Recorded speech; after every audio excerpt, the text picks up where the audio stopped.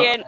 Okay, so like Sonia said in the introduction, I am the director for the advancement of realist evaluation and synthesis, and I've been working through the University of Liverpool for a number of years, and now as a full-time consultant for realist methodology.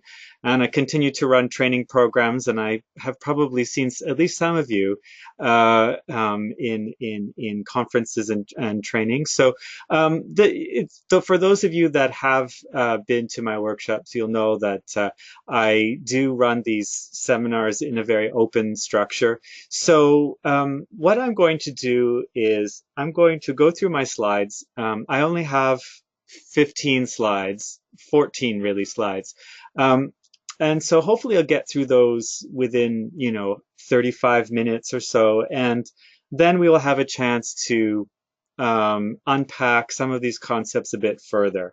So the material I'm presenting today is new. I haven't presented these ideas elsewhere, and they're quite fresh as well. So I'll be looking for your feedback, and if this stimulates your thinking in any way, I will be very interested to know how it does, if it does.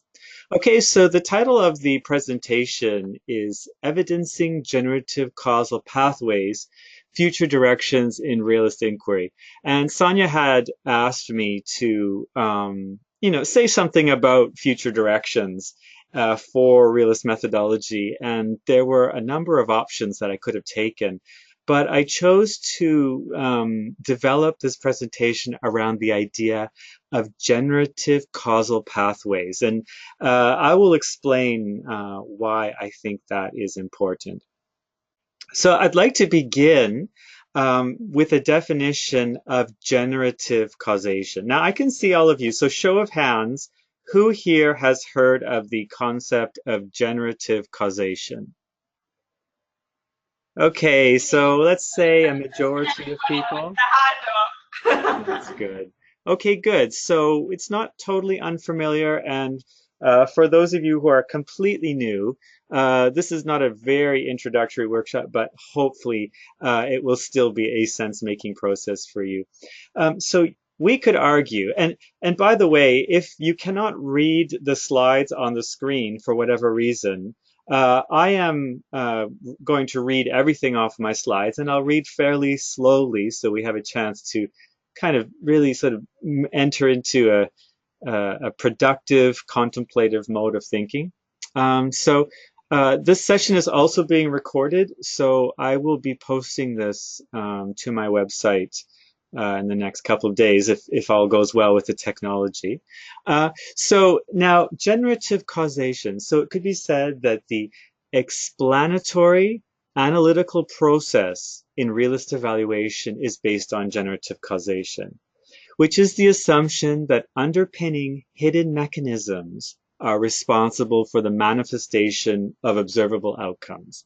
Okay, so I've put in a bunch of different concepts here. I've talked about outcomes as observable. I've talked about mechanisms as underpinning and hidden, and that generative causation is a causation. So, in other words, a way of determining what is causing what to happen by assuming that mechanisms produce outcomes. And this is in opposition to causation via succession. And on the contrary, causation via succession is based on the assumption that causation can be determined from high volume correlation of observables. So high volume correlation is a term that I've put together, which is somewhat synonymous with a constant conjunction of events. So it's the idea in successionist causation that we may determine causation if we find that two aspects of reality, of observable reality, are correlated, and they're correlated in high volume. So there's high numbers of this correlation, and causation is determined that way. That is not a realist form of causation, although once we start talking about generative causal pathways, there is some successionism within that. So if that is confusing or intriguing to you, you may follow up with a question for me at the end of this presentation. Okay, so we are talking about generative causation. And we are also talking about retroduction. And in this slide, what I would like to argue is that retroduction in realist evaluation, so in realist methodology, realist evaluation and synthesis, retroduction develops foresight. Okay, so this is a bold claim that I'm making, so you may feel free to question this, challenge this. But if I may define retroduction, retroduction is the activity of unearthing causal forces. So it's the activity of unearthing causal mechanisms. And within the field of realist evaluation and synthesis, one might argue that retroduction applied to realist theory testing and context mechanism interaction helps to build foresight capacity. Okay, so now I'm telling you, this is the first time I'm saying these things, so maybe it's a bit rough around the edges, or curious to know what you think of that. But what I'm saying here is that committing ourselves to a retroductive frame of causal inference helps us develop longitudinal vision, which is another way of describing foresight. And we absolutely need this in our times because of the complexity within our environments and the unpredictability within our environments require us to continue to build our capacity for foresight. In the service of complex health and social problems, we can optimize problem solving by developing capacity for foresight to theorize, model, and test longitudinally manifested outcomes. So those are some kind of lofty concepts there, but I hope that that makes sense. So what I'm saying is that committing to retroduction helps to build foresight, and developing foresight helps us in theorizing how longitudinal outcomes manifest.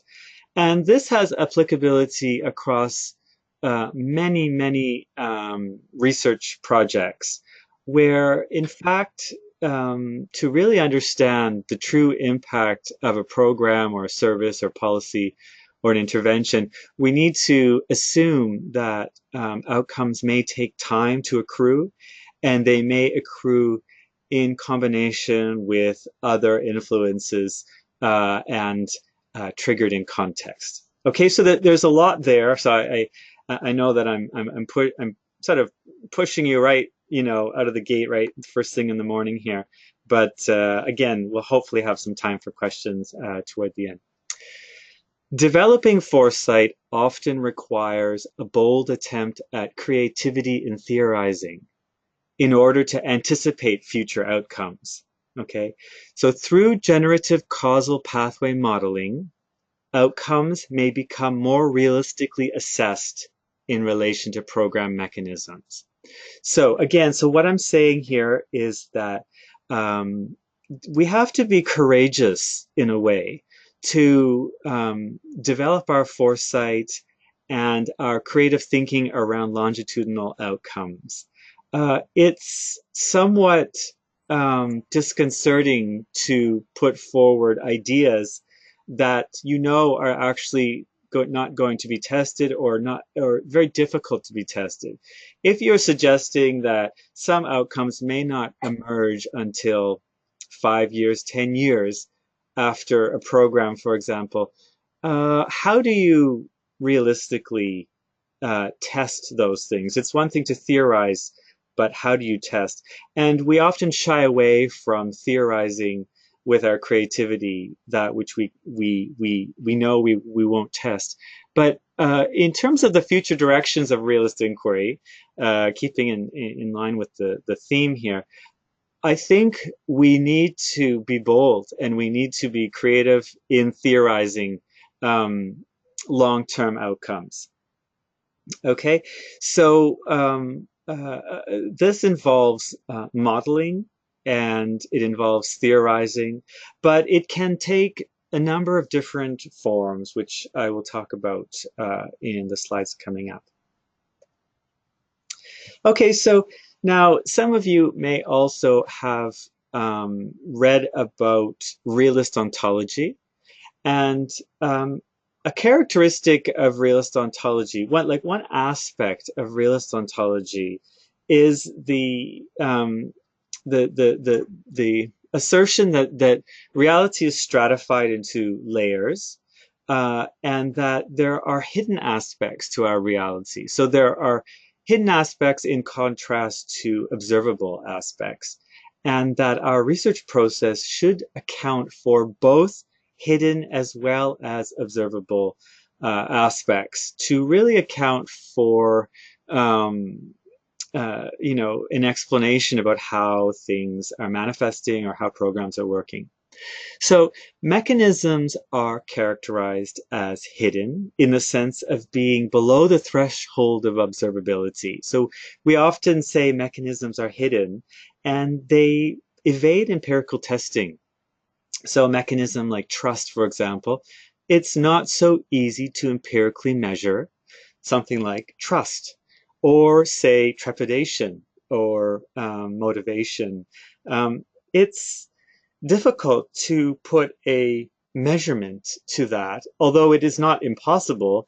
It's it's difficult. And similarly, longitudinal outcomes can also remain invisible on account of long implementation chains. So what I'm saying here is that even though mechanisms have typically been characterized as hidden within the realist literature, that also outcomes are hidden, and in particular, longitudinal outcomes, outcomes that accrue over a long period of time or only manifest after a long period of time. These also remain hidden, or they are not properly attributed back to their mechanisms. And so these are challenges. This is where I think we need to put more attention in the development of realist methodology. So realist methodology may support the development of foresight, as I said, that I think is very much needed. Okay, so two problems emerge. So from what I've said so far, two problems, I mean, there may be more problems, but these are two problems that have come to my mind at the moment. And one of those problems is that longitudinal outcomes are difficult to attribute back to program resources. So you may have, say, you may have a program that delivered resources and people responded to those resources, but the outcomes of interest, the real, the empirical and the observable outcomes of interest, if they don't manifest within a short period of time, so if they manifest in a long period of time, we may miss attributing the resources to those outcomes. So this means that programs do not receive the credit attributable to them, and the lack of accurate feedback on program successes weakens policy decision making. So it's like saying, that there's so much work that is done in programs and services that goes unaccounted for. If you have a suicide hotline and somebody calls saying they are suicidal and they have a conversation, and then that person goes on to address their suicidal ideation with the perspective that was offered to them through a conversation they had.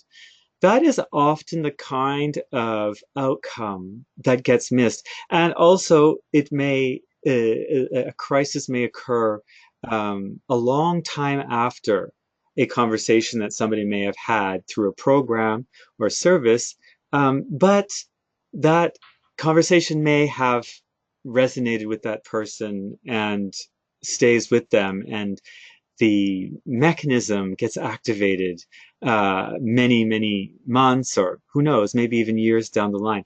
And we miss that. So we miss the success of programs a lot of time. And the unfortunate thing about that is that programs don't get the credit they deserve, or, in other words, the allocation of funding for programs that are really making a difference. So this is a challenge that I think that we need to address. And then the other, which is sort of the flip side of that coin, is that unintended negative consequences arising in the long term remain undetected, unaccounted for, or incorrectly attributed to programs. So in the opposite as well, you may have a program that is attempting to address a problem, but may have created a new problem in the process. For example, I was talking with some colleagues recently, and they made an interesting point that in clinics where there is a very heavy caseload, so there is way more patients than the health providers. The ratio of patients to health providers is really off the charts. And so one way to cope is to not set up the system so that there are follow-up appointments, so that every patient comes, they do see the doctor or the nurse or the health provider, and they are prescribed treatment, but they don't get a follow-up appointment because they just can't cope with all of those appointments. So now one of the unintended consequences of that is difficulty for the service providers, because they don't get to see feedback. They don't get to see a patient follow up like a week later, because and so they don't get the feedback. They don't get the positive feedback, and they also don't get the monitoring opportunity for patients. And so this has implications that we need to theorize, and maybe the policy remains with new innovations, or maybe the policy gets reversed. But all of those kinds of decisions need to be thought through using some kind of generative causal pathway analysis. Okay, so that is what I'm trying to say. And so here are two general areas of problems. Okay, so I hope the volume and everything is fine. If there's any problems, Sonia, you can just enter something in the chat box. Or it's all good? No, we're good. Okay, good. Yeah. So this is the framework for realist causal explanation, the CMO configuration. Many of you, probably all of you, have heard of the CMO configuration, and this diagram is sort of depicting it in a way that is slightly different from how it has been depicted in Pawson and Tilley, where I have context in the yellow box and defined as elements of the backdrop of the program having an impact on outcomes. So, for example, demographic characteristics, participants, the things that come from the participants' perspective, and also other kinds of contextual determinants. It could be geographical, it could be infrastructure, but the main thing is that it's the backdrop of the program. It's not the program itself, it's the backdrop. And the mechanism, as we have come to understand, is the way people respond to resources offered to them. So information, safety, trust, engagement, motivation. And we also know that sometimes the mechanism is really about the resource offered, and sometimes it's about the response, and other times it's really the combination of the resource and the response. There's some variation there. And outcomes, intended or unintended effects, observables based on context mechanism interaction.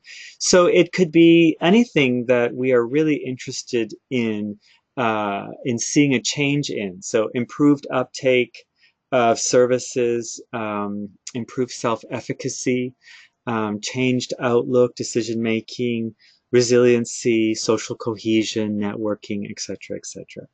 Okay, so that's the CMO configuration.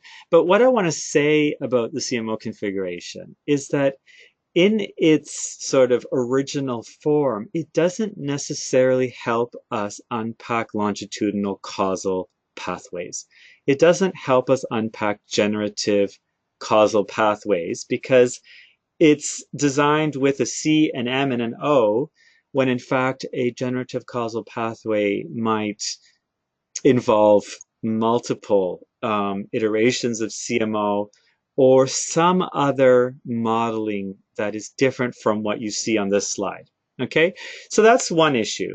And so the CMO configuration, it's a useful heuristic to support an analysis of generative causation.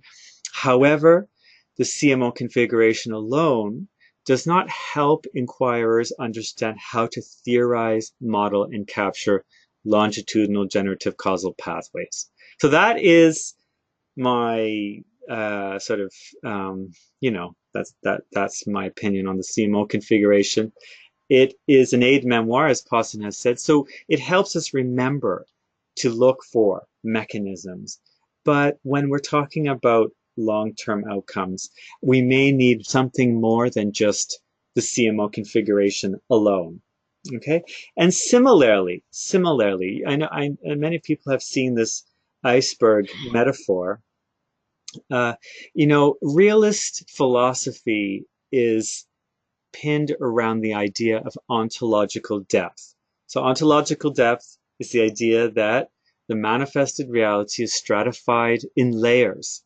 So you say you could have the layer of society, layer of community, of family, of the dyad, and intrapersonal layers. So genetics and microbial, etc.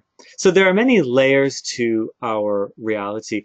And what I'm saying here is that vertical kind of conceptualization of ontological depth, which is quite a vertical vision. It evokes a vision of something vertical, like the iceberg.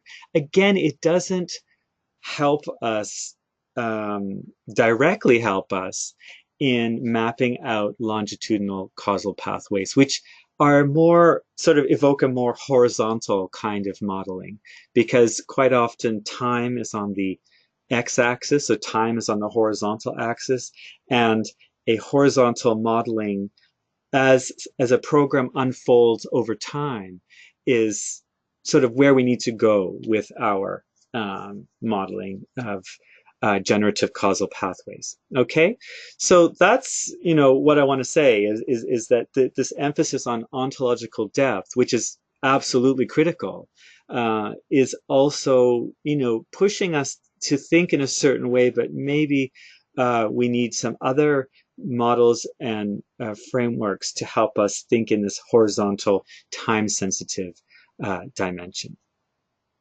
Okay, so now let me just define a generative causal pathway. Because now I defined generative causation, right? So now we're sort of building on the idea of generative causation. So you could say that there is a number of points. I have four points here to be made about generative causal pathways. The first point is that the generative causal pathway is a chain of observables that are linked via underpinning mechanisms. So in this scenario, you might have outcomes of interest down the line, and you have a number of different stages, so different mechanisms that are triggering at different stages, all eventually leading to the outcome of interest.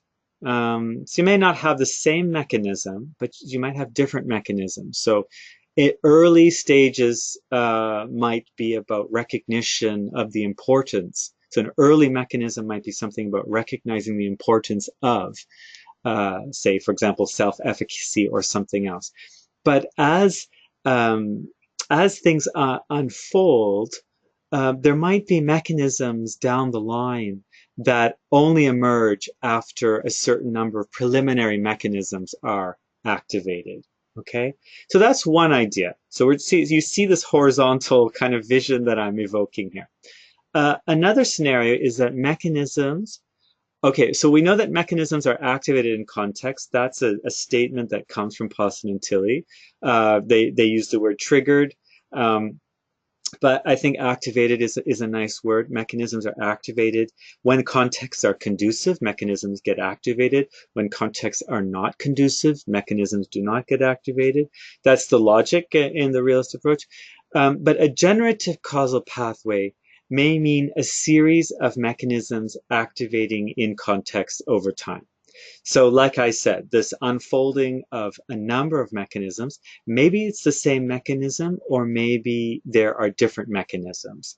So different resources of the program, as the program unfolds, it offers different resources at different time points, and people react differently, and context is also changing. So there's a whole interaction there that needs to be unpacked.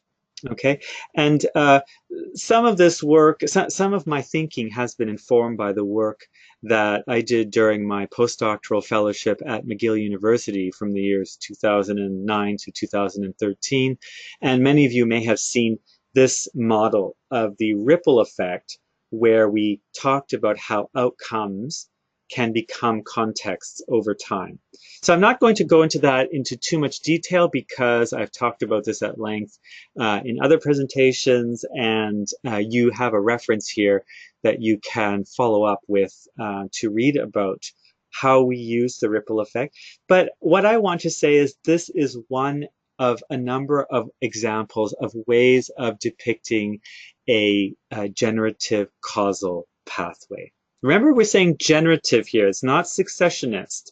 Successionist causal pathway would just mean this leads to that, leads to this, leads to that. Whereas generative is engaging with the level of mechanisms at a number of stages or throughout the course of a longitudinal modeling of causation. So that's where the generative causation, that's where the generative aspect comes in. As you see here, we have mechanisms at early stages, and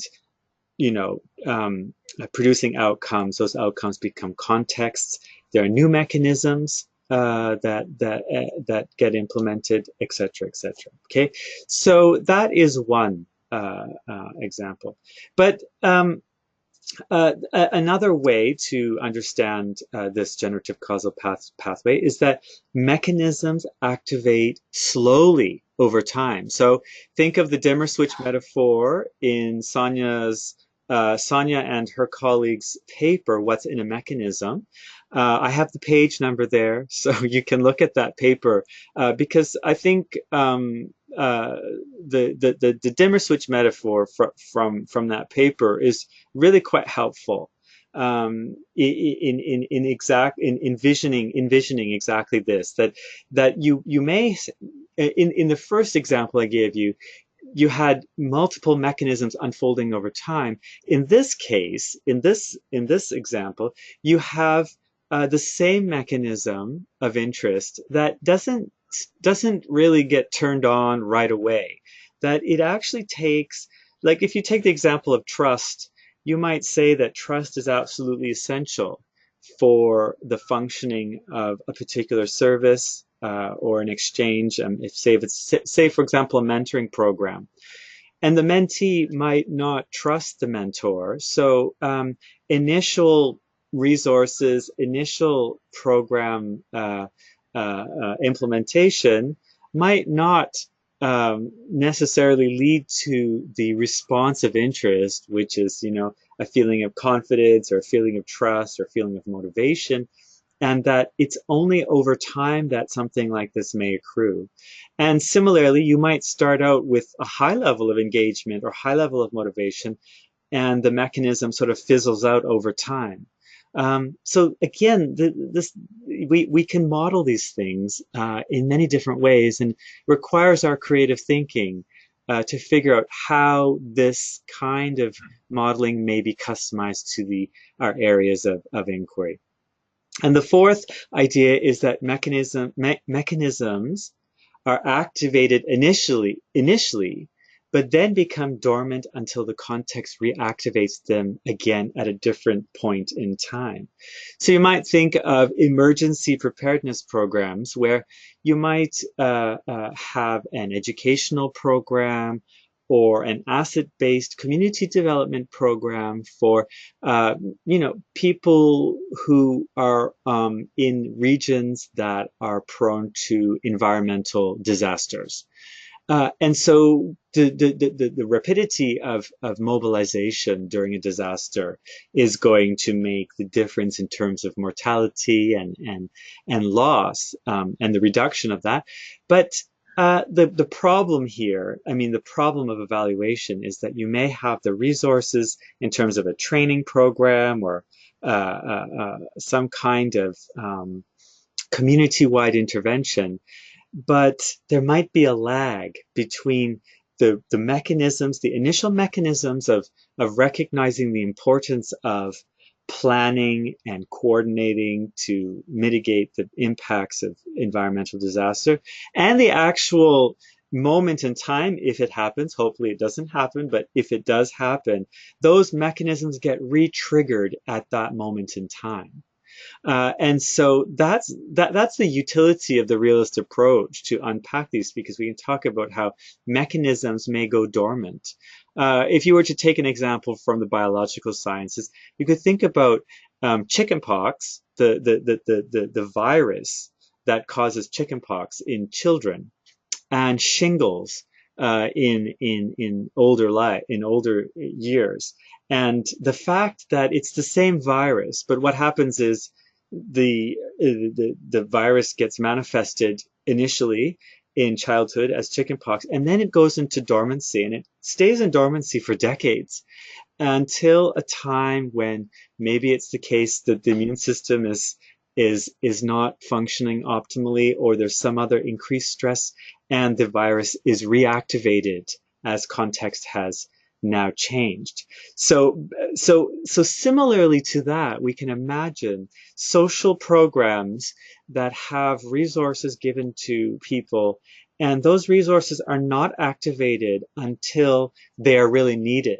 And so we often, all of that effort, all of that good work that goes into these programs, we miss giving them credit, because, in 5 years, when somebody has, rearranged their life, or has taken charge, or something has changed, and it is attributable back to resources of a program. How good are we at capturing that? And my opinion is we're not that good at capturing that, and that's where we need to continue working in developing our realist methodology. Okay, so I only have a few more slides. Sonia, can you just give me a sense of how much time I have left? You're good for time. We can run into the coffee break if we need to. So you're scheduled to finish at 10:30, but you can go till 10:45 if you would like to.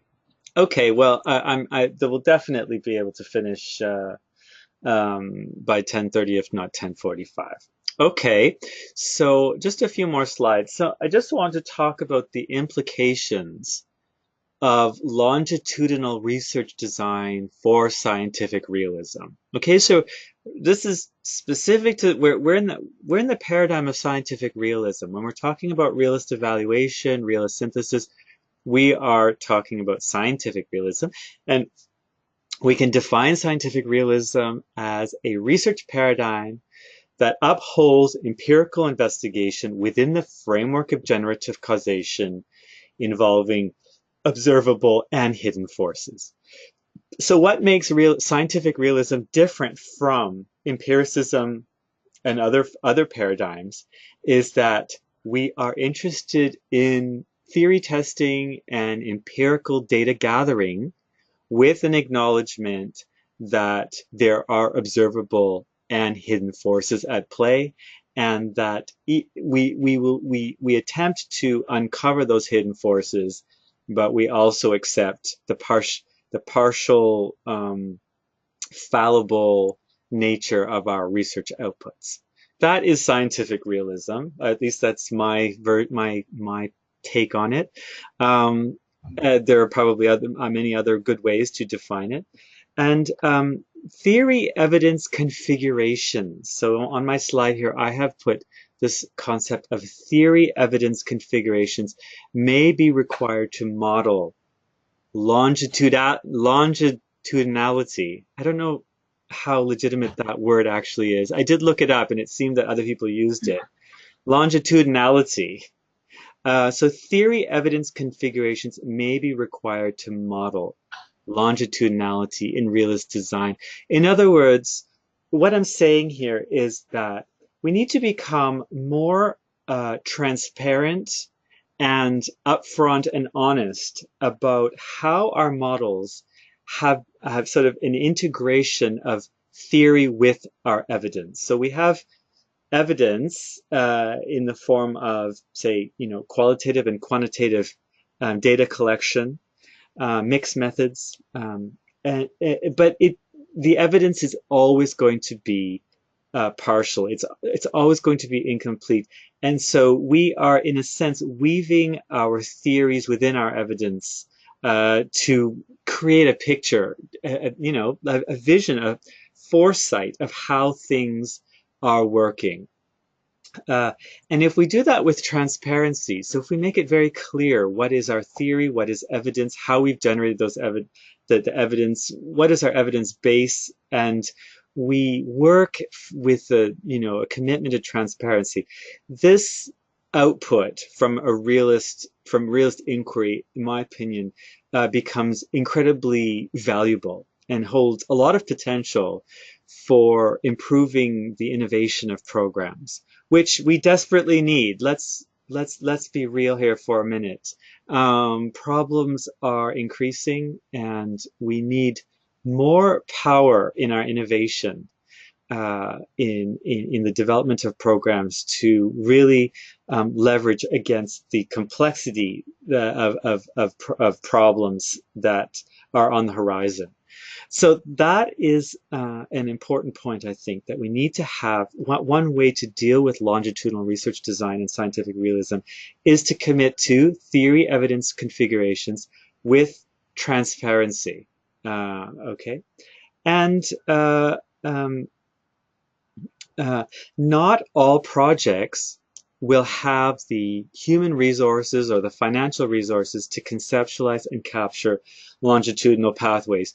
So, it's not always feasible to earmark, funding for a 5-year follow-up or, a certain, duration follow-up. And there are other problems with that kind of data collection as well. It's not just about human resources.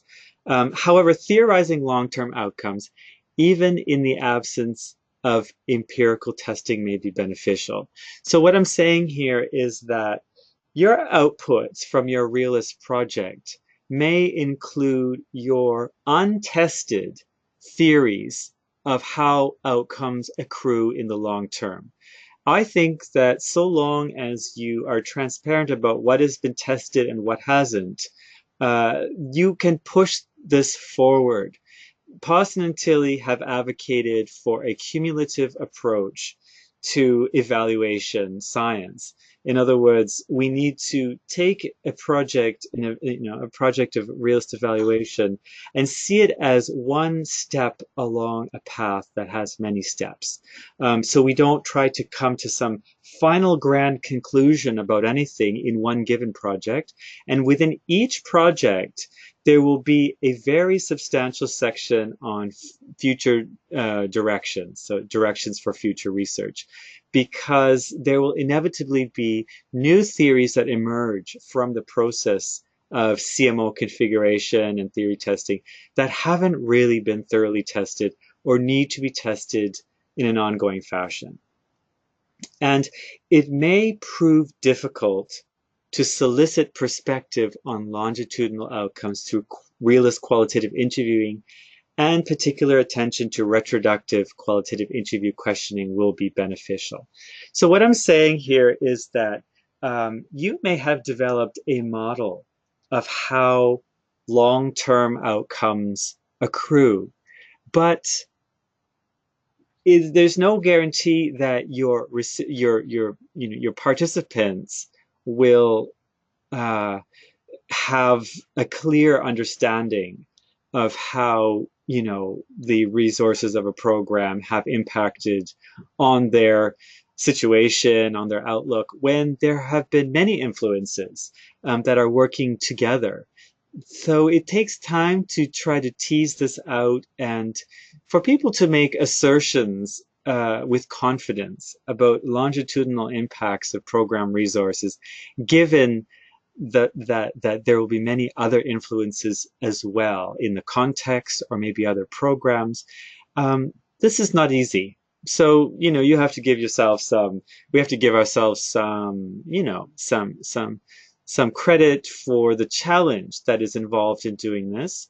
But again, the cumulative nature of the realist approach lends itself very well to, you know, the need here, because we can continue to model and hypothesize long-term outcomes and eventually, hopefully, get some kind of confirmation through careful design of evaluation and ongoing monitoring by managers and frontline workers. So another part of this is about disseminating the realist approach at the practitioner level so that people can start to monitor causation in the long term as they are situated in their day-to-day practice.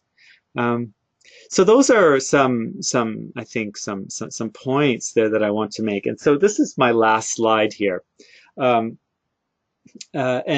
so my last slide asks this question: why are generative causal pathways important? Okay, so there's lots to be said, but what I say here is that the circumstances of programs are increasingly complex and rapidly changing. So, for example, in health service delivery, there are multiple changes happening within the health service that are having effects, and these are circumstantial changes. And so we need to try to start to anticipate how programs are going to play out with an eye to these changes as well. That's a lofty goal. That's a lofty task to undertake, but this is what we need to do. This is what's calling us. Our circumstances of our time are calling us to do this. It is necessary that research paradigms support the cultivation of foresight to minimize negative outcomes arising from a lack of vision about how complex programs will unfold in complex environments. So, like I said, my theory is that retroduction helps us develop foresight. And that's something that we can debate or we can try to unpack further, you know, exactly how does it develop foresight? But this is my assertion, and I'm saying this for the first time here, so you're hearing it for the first time at this conference. And so it's something that I would be interested to hear your perspective on. I know there are people in the audience who have a lot of experience with realist methodology. The final point here is that realist methodology is an important potential contributor to the development of foresight to optimize the leverage programs have in addressing complex, entrenched, multifaceted emerging programs.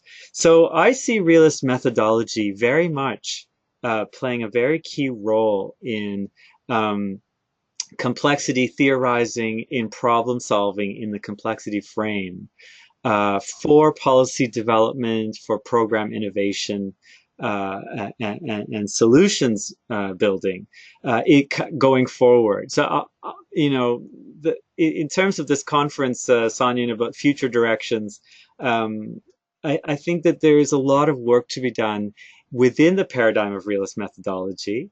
And also that I think realist methodology is going to play a significant role going forward in contributing to our understanding of complex causation and in innovation in program design that can emerge from that work.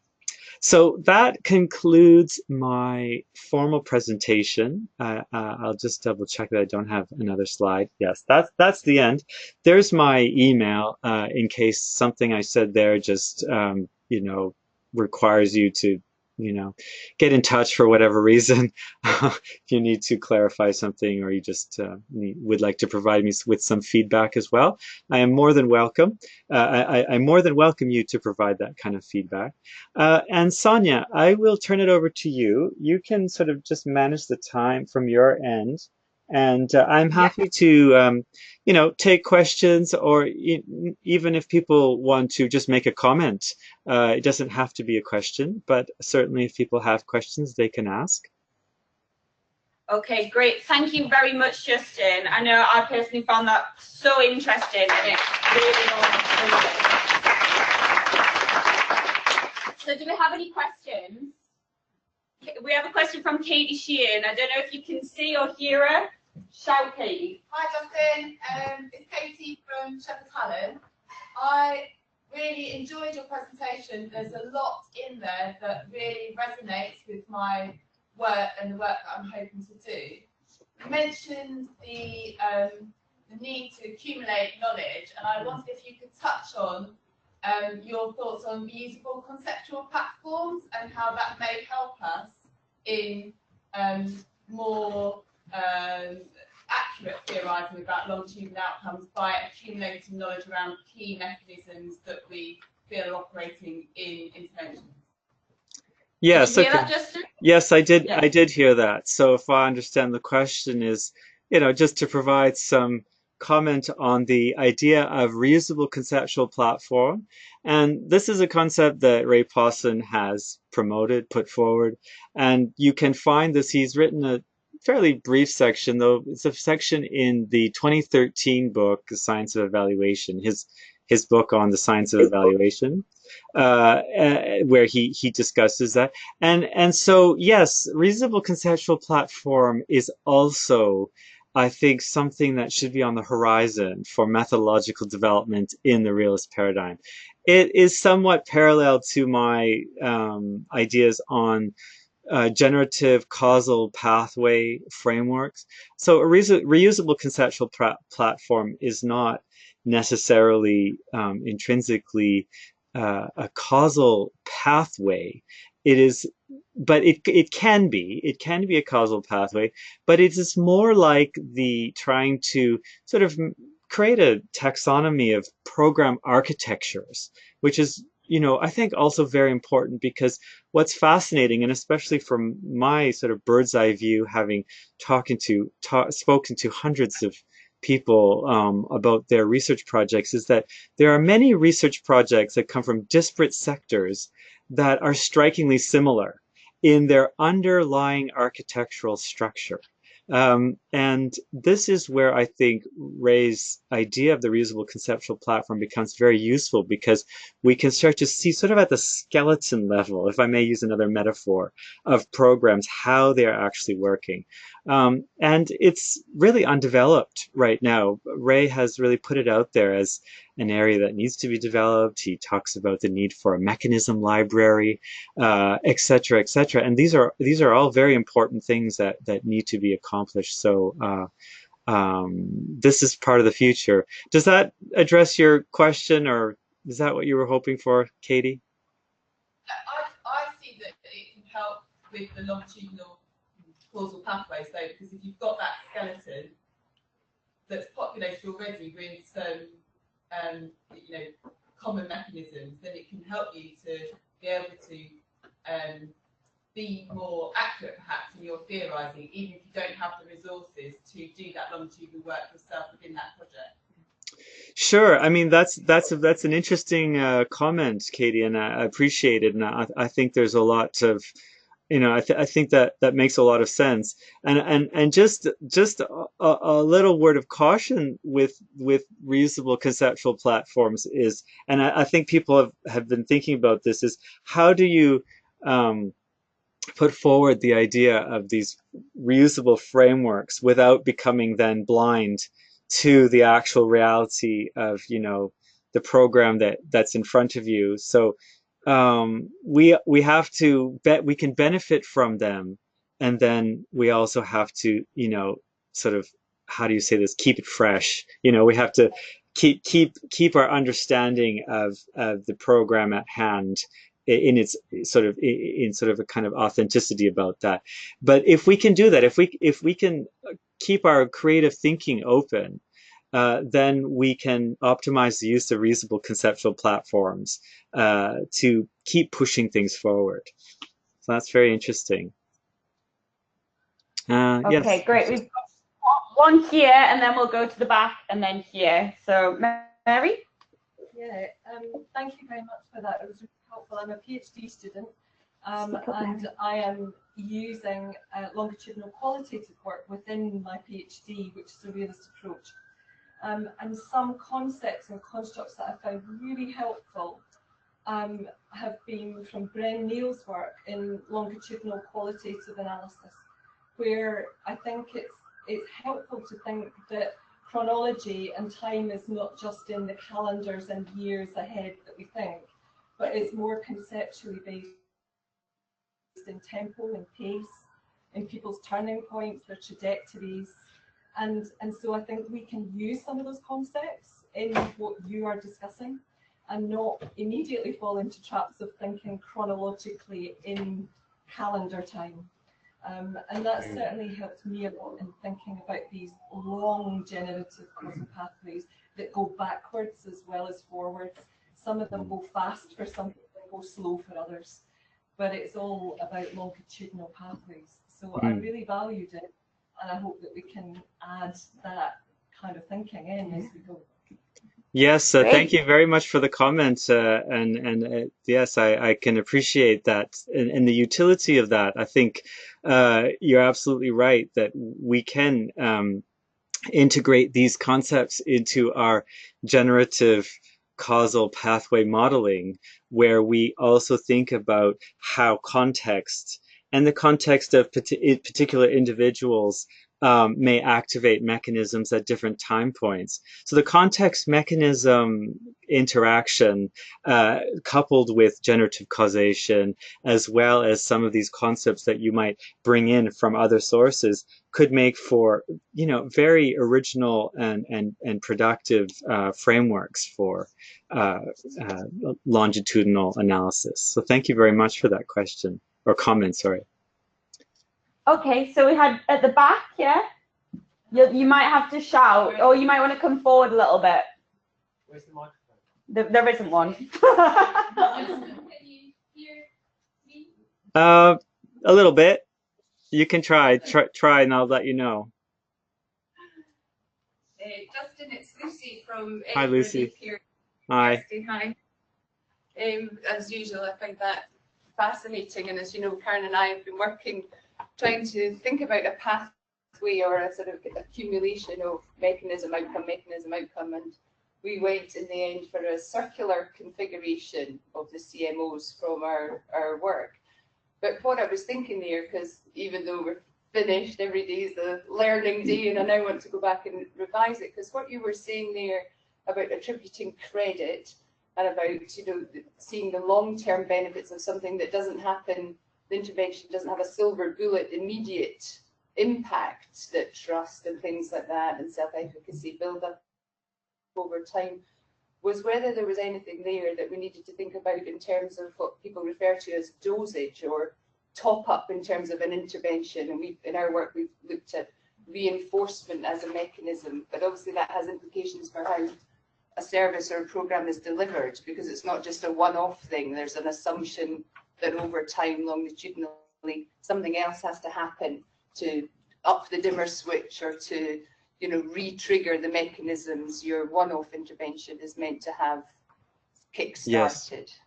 Yes, absolutely, Lucy. I understand, you know, what you're saying, and I think this is very important. This is where I kind of come back to the metaphor of the architecture of programs, because when I in my mentoring, you know, sessions with people, we talk about a program in question, and I read their sort of documentation around the program, and then during our conversation that they will mention, oh well, there is a booster session, there's a training session, and then 6 months after there's like a booster, or there's a email, ongoing telephone and email support, but it's not sort of been really theorized or written into the program, and so a lot of the longitudinal aspects also get missed because we haven't really created vision around the architecture of a program. And so that architectural understanding is I think absolutely essential to mapping out these long-term visions, because sometimes it's the case that long-term outcomes are accruing because there is this dosage effect, like you say. So there are resources that are sort of being continually offered over the course of a long time period, which then creates long-term outcomes. So if that is the case, then we can theorize that and say that these resources are being delivered in the long term, as opposed to a different kind of architecture where you have a training program initially, and then there is absolutely no booster session, no support, no new resources. It's all meant to sort of just kind of work after that. And that's something that's different. And theorizing these kinds of differences is fundamental to building our understanding in the direction that I'm suggesting. Does that sort of address, or am I sort of saying something similar to what you're saying? I'll never stop thinking about it. I understand. I'm the same. Yeah. To think, because back when you're implementing an actual intervention, I mean, the reason we do this work is to improve practice, to improve outcomes, is then to actually use the theory to then think, well, what are the implications for practice? And if they are about top-up dosage, things like that, the theorizing should then be used to make explicit and bring together the sort of policy information and practice developments that should come from our work. So yeah, absolutely. When you theorize dosage, then you can provide recommendations to policy makers about the amount of dosage, or the kind of dosage that is required, that you are determining is required based on the research and the modeling of the causal pathway. And for those who may be interested, you may go to my webpage, and on the homepage there's a free webinar that I delivered on dosage and timelines of impact, which are quite similar to this overlapping content here. So you may check that out just for more food for thought. Great. Sonia, how are you doing for time? Do you have time for another question? We've got one more question, and then we're going to wrap up, if that's okay. Yeah, of course. I'm tired. I'm fine. Thank you very much. I just want to say that was really inspiring. Yeah. It was Okay. so wonderful to hear somebody talk about needing to theorize about longitudinal generative pathways. I mean, I just feel like I'm in the right place now, so thank you very much for that. Great. In medical education, because we're constantly stymied by this idea of, well, how do you know that one thing that you did with your students actually had an impact in clinical practice, like 10 years down the line, when intuitively a lot of us know that we're just planting seeds and the context will trigger the mechanism, but it's great to have some sort of language around that and potential for tracing that. I wanted to ask you about when you said we need to disseminate realist approach at practitioner level. I'm not sure I understood what you meant by that. So can you just talk about that? Yes. And just going to your just briefly on your first point. Thank you very much for the feedback, and it's very true what you say, that sometimes what interventions are doing is planting seeds, and that is sort of the kind of the labor of that is so much of that gets unaccounted for because, you know, planting seeds isn't you don't get the fruits yet. It's a labor that is sometimes unrecognized because the outcomes aren't immediate.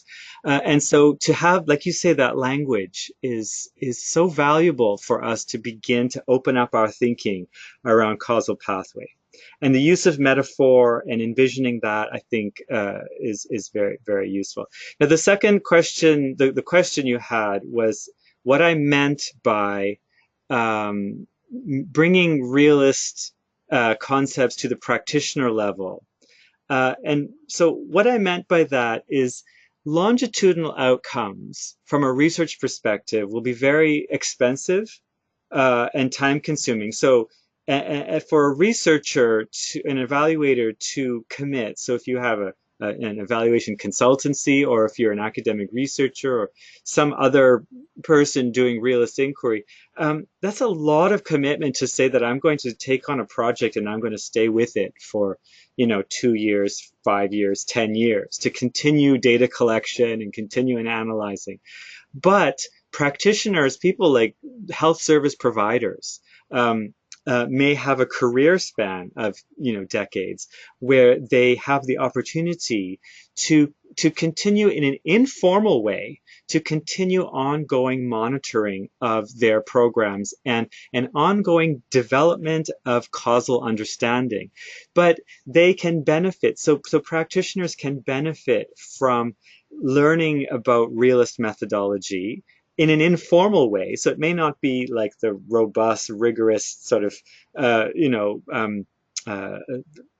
design of a formal evaluation, but in an informal way, being able to monitor day to day with an idea of long-term effects and theories around how these resources are going to create effects over time, especially if you're working with people at risk, people who have a lot of vulnerability, which a lot of people are working with. This in and of itself can become incredibly useful because people on the ground who have been thinking of in realist terms, so thinking of context mechanism interaction, may have more developed capacity for innovating the program at the ground level as it unfolds. So they may start to shift resources or add new resources or innovate the program in some way that falls below the radar of sort of the formal kind of program theory or formal architecture of the program, but still serves to really push that program to produce the outcomes that the program's planners hoped it would produce. So that's what I'm saying, is that this and just translation of the program, the realist methodology to the practitioner level can help with monitoring, and that monitoring can help with innovation, and that innovation can help to sustain the program so it can accrue the outcomes in the long term. Does that address the question?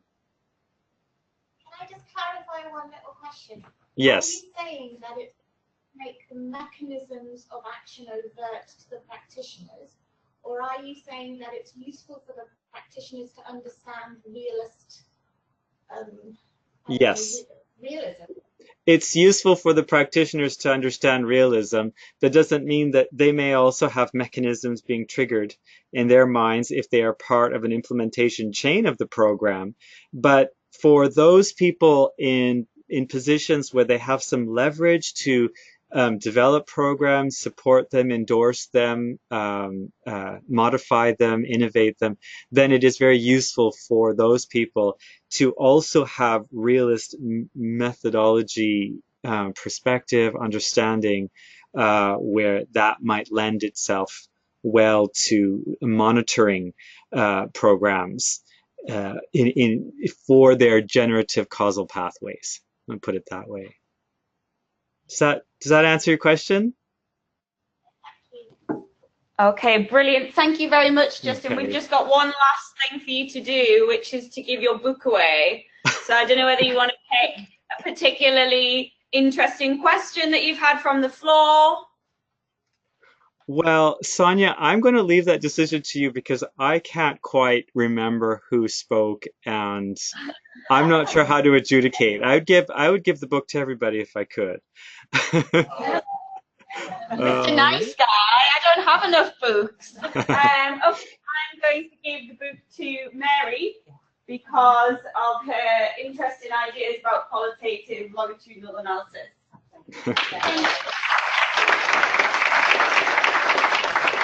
Okay, all that's left to do is to say thank you very much, Justin. That was really inspiring, and we really, really appreciate you taking the time to be with us, especially at such a late time for you. So thank you very much. Okay, thank you. It was a pleasure. Okay, enjoy the rest of the conference. Bye. Bye. Bye-bye.